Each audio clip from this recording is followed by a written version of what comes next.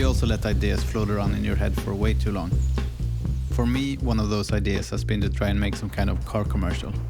Not for a client or with a budget, just because I thought it would be fun to create. One morning I decided to stop overthinking and finally commit to it. It's easy to have ideas, but if you never act on them, that's all they will ever be. I gave myself 1 week to film it and promised I'd post it even if it turned out terrible. But I was also curious to see what I could pull off in a week with just an idea and a few kind friends who were up for helping out. In this video I thought it would be fun to break down how this little spec project came together. From the shooting to the gear I used and how I approached the sound design and color grading to shape the final look and feel. And how I took an idea that only existed up here and turned it into something someone else could hopefully understand. The overall idea was to create a slower kind of car commercial, something more quiet and reflective, where the car was meant to feel like a symbol for freedom and a way to get out and enjoy nature and solitude, either on your own or with people you care about. When it comes to gear, I shot most of it on my FX3, mainly because it's what I own, but also because it's a great and lightweight camera that's perfect when you work in solo or when mounting it to a car, for example. We also used the Sony a7S III for a few shots, and both these cameras have the same great image quality and flexibility in the grade when shooting in S-Log3. I also paired these cameras with my set of Nikkor AIS vintage primes that I've been slowly collecting for around $100 to $300 each, and I currently have a 20, 28, 35, 50 and 85. They have some subtle character and a softer look compared to modern lenses, which is what I wanted for this project. They can all be a bit too soft wide open, but if you step down a stop or two, they start to sharpen up. These lenses are all manual focus, but since most of the shots in this film were gonna be static anyway, autofocus wasn't really needed. But for the actual car tracking shots, we switched to the Sony 24-105. That way we could use Sony's touch to focus and keep the car in focus while moving. As far as filters go, I've been using Nisis True Color 1 to 5 stops variable ND filters for the last few years. I've tested a bunch of different BNDs in the past, but these have come to be my favorites as they are really nicely built and have minimal color cost. And with their Swift system, I'm able to add an additional 4 stops of ND if I need it. And the drone shots were filmed with the Mavic 3 in D-Log. Depending on the scene, we used a combination of gimbal, handheld, tripod, and for 2 or 3 shots I used this slider that I bought back in 2014, which is holding up surprisingly well. As for the car, we were able to borrow it from a local car dealership in return for some content. And the suction cups and magic arms that we used to mount the camera to the car are from Smallrig. And when it comes to lighting, I actually used nothing, but we'll talk more about lighting later in the video.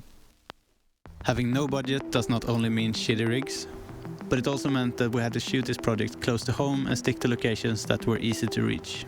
Living in the northern part of Sweden, that mostly meant forest and lakes. But I also convinced my girlfriend to join me on a drive a few hours towards the Norwegian border, where my friend Jonathan could help us out with the shoot, and where we'd also get a chance to shoot in some more dramatic mountain scenery. As for the car shots, I spent a lot of time scouting on Google Maps, following random roads on Street View, and pin anything that looked promising.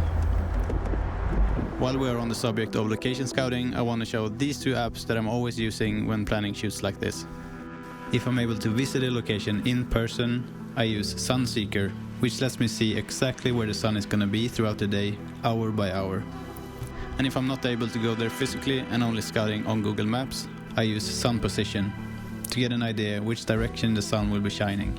That way I can plan my shoots around the best light, even if I've never been to the spot before. And all the clips in the entire film have this one thing in common, that the main light source, which in this case is the sun, is always behind the subject. Shooting from the shadow side adds more shape and depth to the image, add contrast, separation, and just makes your life easier when trying to get more cinematic footage. If you do the opposite and shoot with the sun behind the camera and straight on your subject, it can tend to look flat and washed out.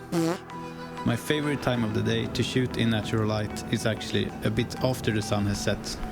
During that time, the light becomes really diffused and soft, and if you position your subject just right, with a bit of that glow still wrapping around them, you get this beautiful soft light on the face while the rest of the frame falls into shadow.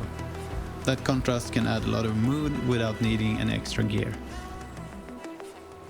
Other than lighting, what I think most about when shooting is composition and finding ways to create depth in the frame. If I can layer a shot with a foreground, midground and background, it instantly feels more alive. And shooting through something like a car door, branches or reflections is an easy way to add that depth. And it can make the composition more interesting because it frames your subject in a natural way. I also made use of negative space when it felt natural and kept the rule of thirds in mind, not as a strict rule but just a way to keep things balanced. To get this idea out of my head and organize it visually in a way that makes sense to me and hopefully others as well, I'm using Milanote. And I've been using it for basically all of my projects for the last 6 years, so when they reached out and asked if they could sponsor this video, I obviously said yes. If you haven't heard about Milanote yet, it's a super visual online tool made for planning all kinds of creative projects. Kind of like a digital creative canvas where you can brainstorm, collect inspiration and organize your ideas in one place. Before creating a shot list, I usually start by gathering visual inspiration that matches what I want the film to feel like. Videos, images and anything else that catch my eye. Then I begin to create something like a mood board, and in there I continue with adding notes, colors and find fitting music. Milanote also has hundreds of built-in templates that makes it really easy to get started. And here's my rough shot list for this film. Since this was more of a montage-style commercial that I was both shooting and directing, I kept it pretty simple by grouping each scene by location. For every location, I added a few reference images that matched what I had in my head.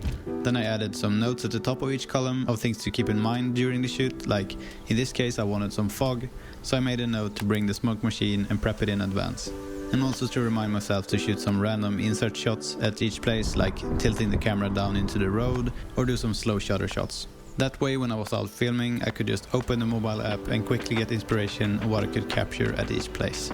It's not the most detailed shot list, but instead of locking myself into exact shots, I focused more on the feeling I wanted from each scene. That way we could stay flexible and come up with new ideas while filming. I will also share this project template board for free in the description in case you want to use it for your own pre-production. There I've also included a custom, more detailed shot list board where you can keep track on all the important details for each shot, like type, lens, movement or any special equipment you might need. Milanote also makes it easy to share your board with your client or friends, and they can leave comments and suggestions. If you're any type of creative, I can't recommend Milanote enough. It's free with no time limit, so if you want to try it out yourself, you can sign up for free using the link in the description. I didn't prioritize recording sound while filming this project, so instead I had to build the entire soundscape from scratch in post. I kept the sound design fairly simple, but I still put some effort in making the ambience sound realistic. So the first thing I did was analyzing each scene and figure out what background sounds you should be hearing. And when it comes to finding the perfect sound, it's really just a matter of typing in what you're looking for and then scrolling through your library, testing, rejecting, and eventually landing on the ones that feels right for the scene. After the sound effects was in place, I got into the smaller details like panning the sounds left or right, so they matched where they are in the shot. For example, here I pan the river slightly to the left and the wind and birds slightly to the right. I also added reverb to some sound effects, like these birds, to make them sound more distant. If a sound feels out of place, reverb can be a great way to help it blend more naturally into the environment. For the transition parts, I use some whooshes and other sound effects to make those parts feel more dynamic and stand out from the rest. The intro sequence, for example, is a mix of multiple whooshes, risers and some electric car sounds.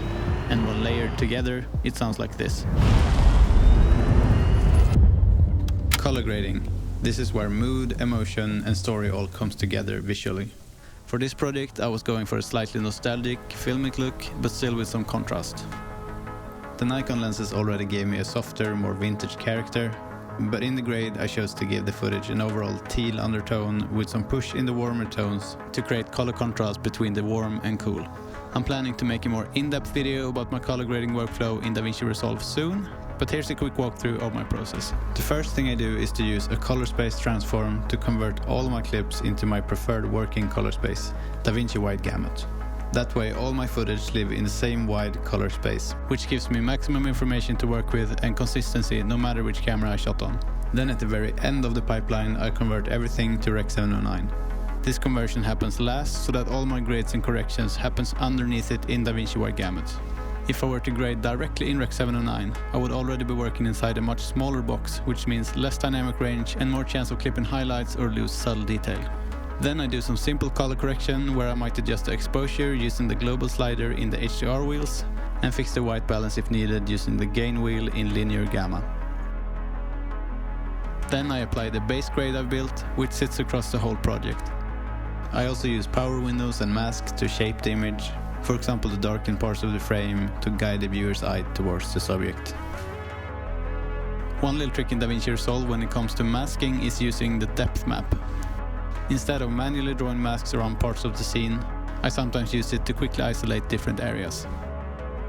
For example, in this shot I used it to pull out just the foreground, which let me darken it with curves and bring more attention to the rest of the scene. And in this shot I used the same technique to isolate the water, then shifted the white balance slightly towards blue to add a bit more color contrast. Then with some halation, glow and grain, we have the final look. It's sometimes easy to dream too big, but to actually start creating I had to be realistic and simplify the process and think, what's the smallest version of this idea I can actually make right now? I've learned that it's not the easiest to juggle logistics while still trying to stay creative. There's always trial and error, but every project prepares you a little bit more for the next, and a spec project is a great way to fail, learn and grow.